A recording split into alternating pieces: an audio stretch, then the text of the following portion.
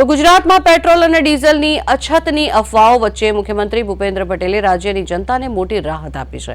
તેમણે સ્પષ્ટતા કરી છે કે રાજ્યમાં ઈંધણનો પૂરતો જથ્થો ઉપલબ્ધ છે અને પુરવઠો સતત જળવાઈ રહેશે।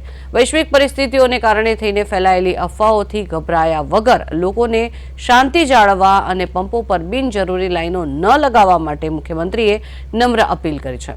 સરકાર દ્વારા નાગરિકોને પેનિકમાં આવ્યા વગર સામાન્ય રીતે ઈંધણની ખરીદી કરવા માટે અનુરોધ કરવામાં આવ્યો છે।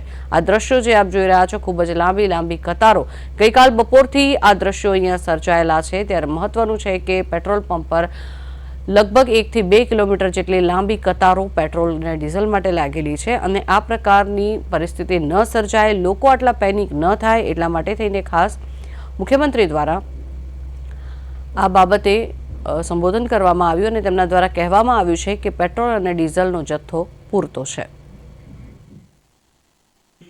અને ગેસ પેટ્રોલ કોઈની પણ ક્યાંય લાઈનમાં રહેવાની જરૂર નથી। તમારે બધાએ એક જ વસ્તુ છે કે જ્યારે બધા સાથે છીએ તો કોઈને તકલીફ પડે નહીં એવું માન્ય વડાપ્રધાન શ્રી પણ કેન્દ્રમાંથી પૂરતું ધ્યાન આપી રહ્યા છે। અહીંયાથી રાજ્ય સરકાર પણ એની પર પૂરતું ધ્યાન આપી રહ્યા છે। એટલે કોઈ અત્યારે કોઈ ડીઝલ પેટ્રોલ કે ગેસની કોઈની શોર્ટેજ નથી, બધાને પૂરતું મળી રહ્યું છે, મળી રહ્યું પણ છે અને મળી રહેવાનું પણ છે। તો આ બધા જ આપણે સૌ સાથે મળી અને આગળ વધીએ અને વિકસિત ગુજરાત માટે આપણે સૌ સાથે મળીને આગળ વધીએ એ જ અભ્યર્થના।